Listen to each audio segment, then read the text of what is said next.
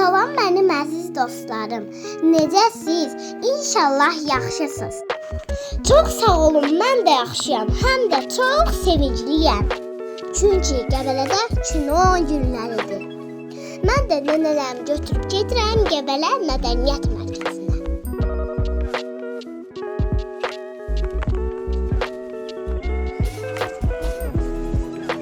Budur. Çatdıq. Baxacağımız kino Narbağı adlanır.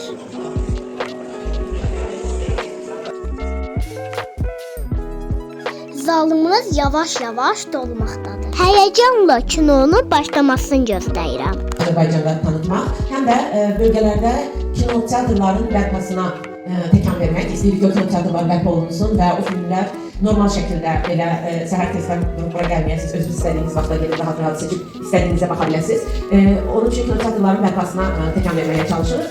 Belə az-az nail oluruq. Hələlik rayonlarda, mədəniyyət mərkəzlərində, sonra Heydər Əliyev mərkəzlərində kino üçün, kino nümayişləri üçün uyğun zalların yaradılması ilə başlayıb. Ümid edirik ki, yaxın vaxtlarda, yəni çox da uzaq olmaz, kino teatrlar, kino zallar da bərpa olunur. Narbağı filmi rejissor İlqar Nəcəf çəkib və Azərbaycanın uzun illər, hələ Sovet dövründən bəri bir sosial problemindən bəhs edir. Rusiyaya qazanc dalınca gedən kişilər. Və bizim filmin qəhrəmanı da belə qazanc dalınca gedən insanlardan biridir. Filmin Səmimi Fərhad rolunun ifaçısı da buradadır, Qalib rolunun ifaçısı. Hoş gördük hər-biriniz, xoş gəldiniz.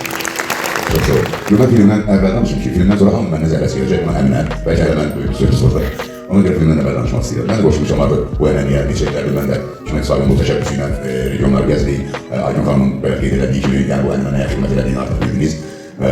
Çox gözəl ənənədir. Çalışın əvvəlki təkrar, necə ki, Sovet vaxtında o bir kinoya qarşı hamımızın bir istəyimiz, sevgimiz var idi, hamı kino teatra axını var idi. Çalışaq o ənənəni yenə də qoruyaq, saxlayaq. Zaten elə bu təşəbbüs ona görədir. Gözəl seyirlər, təşəkkür edirəm, var olun, çox sağ olun ki, gəlmişsiniz, bizlərə dəyər verirsiniz. Sağ olun. Ben bu İslam'ı öğrenemem. Evet, o için de işte. Bu çağda şöyle siz çok sevdiğim halde. Bana ne dedi? Yapayım. Tamam, gel. Tek konuşalım şu an. Tamam. Hadi benim şöyle köşede. Ne yapacağız? Afiyet olsun. Gece mi? Kızma insan değiller. Bekleyeceğim konuyu ben.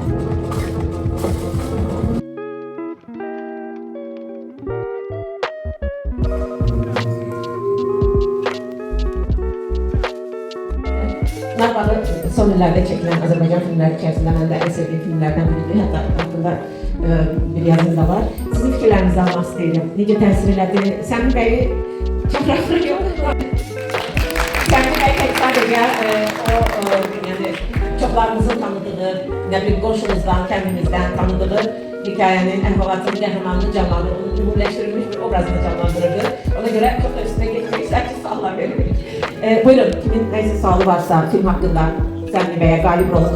Bildiniz də ata sevgisi, o torpaq, o öz adıma deyilən. Amma mən istəyərdim öyrənib görüm ki, ata o halda bu evliyim, bağını, bağçası satandan sonra o evlada necə təsir başlayır?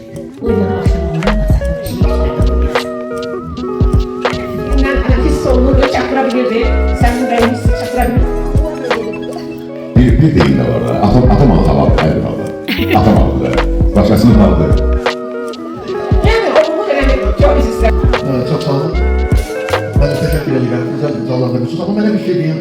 Orada doğrudan da yani sizce soyutlama olmuştu ki o banka boyunda olmuyor. Hiç olmuyor. Beğendi.